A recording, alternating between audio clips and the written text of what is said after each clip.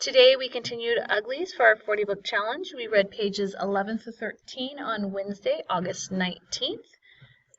And we talked a little bit about third person limited omnipresent narrator. This is the narrator that the style of narrating the author has chosen to use for this story. So third person means the story is not told by our protagonist or our main character, Tally. It's told by an outside person. Omnipresent, that means like all-knowing, all-powerful, always there, always hearing, always listening. So this narrator isn't all the time present, but they know a lot, so that's where the limited comes in.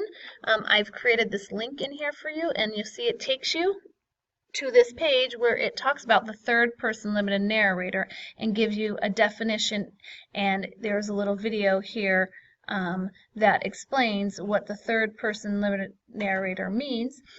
Basically, they only know the thoughts and feelings of the one character, and they use words such as he, she, they to describe everyone. They follow that main protagonist closely throughout the story, but it's almost like a video camera. They can see what's happening around the person, even if the other person cannot see it.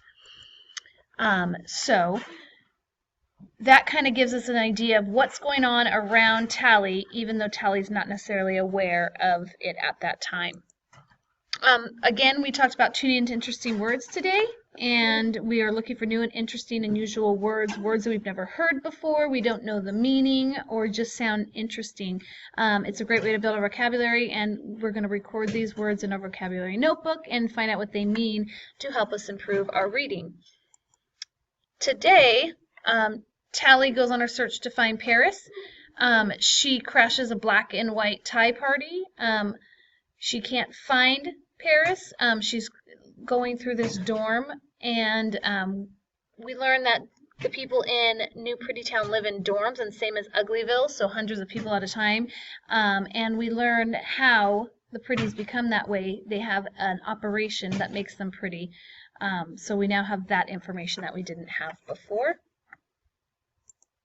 And again, I gave an example of your vocabulary notebook. If you are making a new entry, you are writing the date right under your previous one, writing down the word. Here is where you would put the part of speech: noun, verb, adjective, adverb. Here's where you would define the word.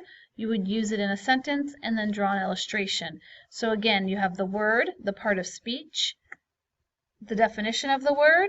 You would use it in a sentence in this box, and then over here you are going to draw a picture to help you remember what the word was.